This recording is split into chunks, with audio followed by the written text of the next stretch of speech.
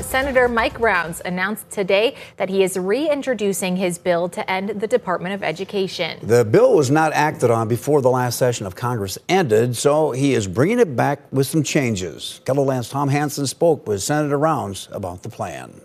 Rounds is hoping the Returning Education to Our States Act will gain more traction in the new legislative session. He also hopes the White House will get on board and support his plan. It would dismantle the department and redistribute funds to other federal agencies. For example, the Department of Health and Human Services would handle special needs programs, while the Department of Treasury would oversee student loans and grants. Rounds believes his bill will save more than $2 billion a year in red tape on the federal level. But for states, it would mean more block grant money with less strings attached coming from the federal government.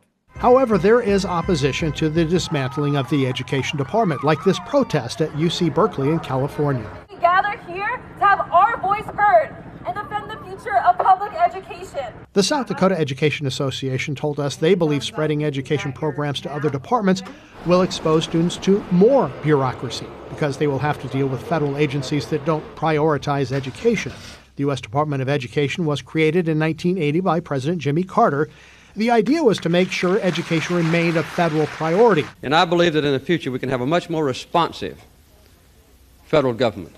However, Rounds says the test scores have not improved since 1980, and he believes Washington bureaucrats just don't understand education needs in smaller states. When I was working as governor in South Dakota, we were frustrated by the amount of red tape that it took in order to get programs funded from the Department of Education coming out of Washington, D.C. One size fits all does not work well in South Dakota. Rounds says applying for student loans and grants has been a nightmare for some families. He expects that will change under the Returning Education to Our States Act. Tom Hansen, KELOLAND News. Senator Rounds says under his plan, states will maintain the same funding that they get now, but local school boards will have more control.